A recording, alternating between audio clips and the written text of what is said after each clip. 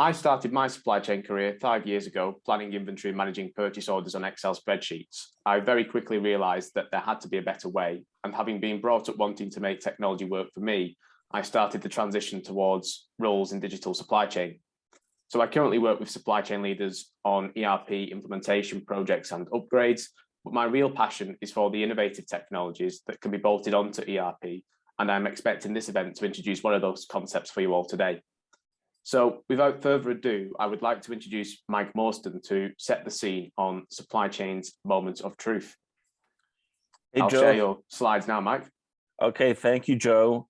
Thanks to Joe and Ricky and to Johnny for the opportunity to be here. It's great to be on the panel with my fellow panelists, Mudasir and Mary.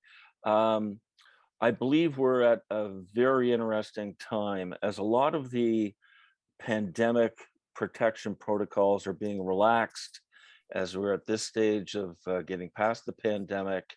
I believe that this period of time represents an inflection point in the history of supply chain, which will be unprecedented in the history of supply chain.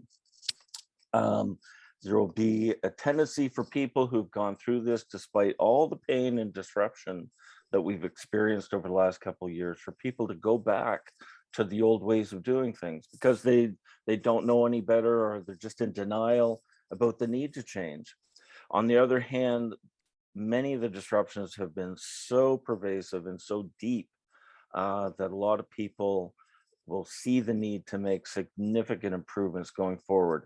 And that's why I believe today, at this period of time, we are at supply chain's moment of truth.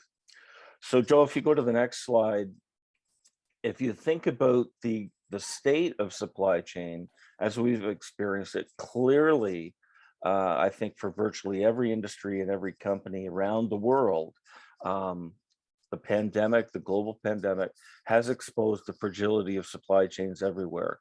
I first saw it, as probably many of you did, in early 2020, going to the grocery store and finding people hoarding toilet paper.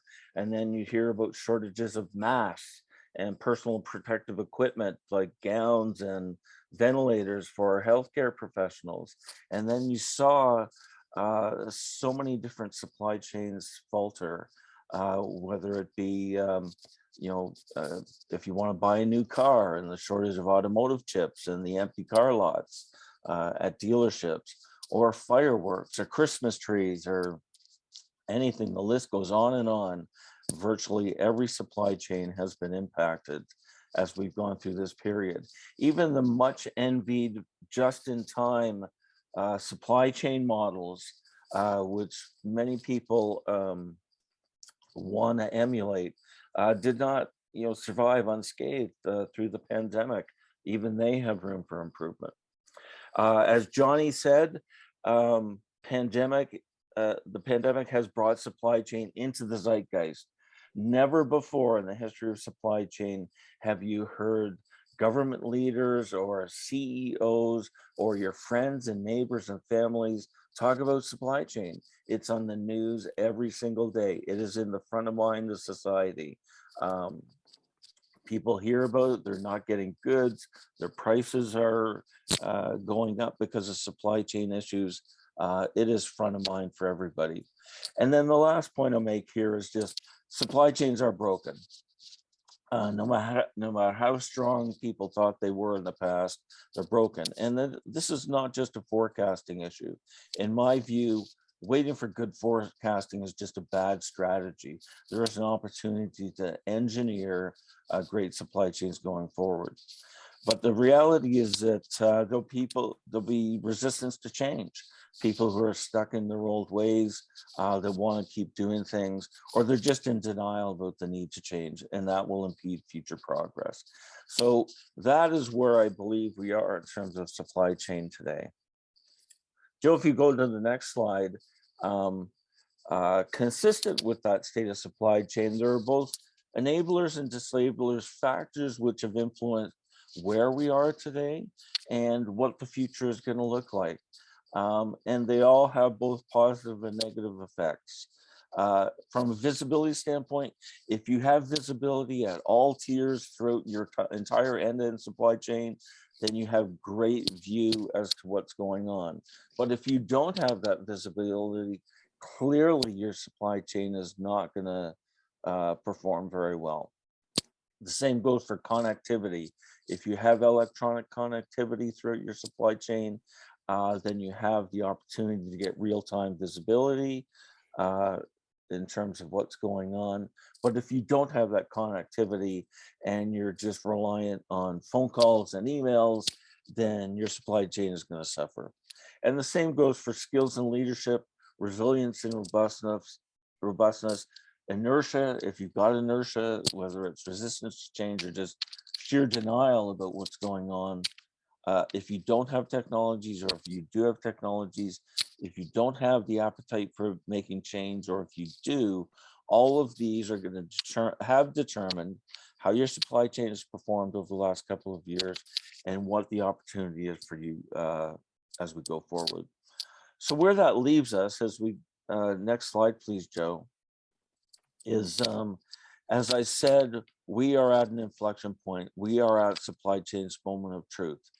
Do companies just stick with the way they've always done things? They have spent an inordinate amount of effort and money trying to expedite parts and keep their supply chains going through the last couple of years. Are they going to stick to the status quo, or are they going to embrace what I like to call the supply chain renaissance, which I think is the promise of the period and of the future that we have now for decades to come? And by supply chain renaissance is really defined as a period of rebirth. And what the pandemic has done is created a confluence of dynamics which are the catalyst for creating that kind of renaissance. We've seen a massive level of disruption, creating an untenable status quo, quite honestly, for people. People don't want to live with all these disruptions in the supply chain to either their personal or their professional lives. We see an unprecedented level of intellectual capability. We have an unprecedented suite of technological capabilities. When you think of virtual reality or artificial intelligence or big data or cloud computing or blockchain or autonomous vehicles or drones, and the list goes on and on and on. All of those technologies creating the infrastructure capability that can be leveraged for supply chain going forward. So that's where I think we are. What do companies do going forward? The next slide, Joe, please. And in terms of supply chain renaissance, I call the supply chain renaissance, it's an umbrella term for all of these different factors, which I think are going to be part of our future for decades to come.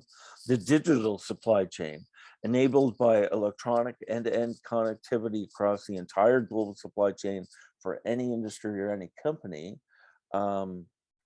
You now have the backdrop to enable a lot of the other capabilities through control towers, real-time risk management and predictive analytics and so on. We need resilient supply chains. Clearly, our supply chains today have not been robust or resilient. There are too many single points of failure, whether it's single sourcing in terms of componentry and materials or our logistics networks. Think of the the Suez Canal crisis last year, right? It just, that single point of failure in the supply chain caused massive disruption. We need circular supply chains. There has to be sustainability. We have to be much more environmentally friendly in what we do. Supply chain as a service, or SCAAS as I call it. Especially for small and medium companies, they may not have the intellectual capacity or the resources on board to do all this work themselves, but they don't need to. There's great companies like Unicorn Partners who have this capability, who can leverage their expertise and vastly accelerate the implementation of the technologies and capabilities for any company. We need global holistic leadership. You cannot manage a supply chain in a box. Supply chain clearly belongs at the head of the table, at the head of the boardroom, unlike ever before. If companies have not seen the importance of supply chain in the past, they know now supply chain is really the engine which makes virtually every company in every industry run. And then technology everywhere. As I said before, it is an unprecedented suite of technologies that we have available to us today. And I think that's the promise of the future. Next slide, Joe, the last slide is all of this to me makes this an exciting time, the most exciting time to be part of supply chain. For people who are in the profession, who are at the beginning of it, who are thinking about what career path they want to do, supply chain to me is the place to be. All of this change that I'm talking about is not going to happen in days or weeks or months or even a few years. This is going to be decades in coming, but the promise of the future is so exciting. The question really is your supply chain, is your company in denial? They're not going to make the changes that they need to. They may not know how. Are they going to make small incremental changes, or are they going to make the bold, the more courageous, the more revolutionary changes that I talk about when I talk about the supply chain renaissance? And on that note, I'll finish my presentation.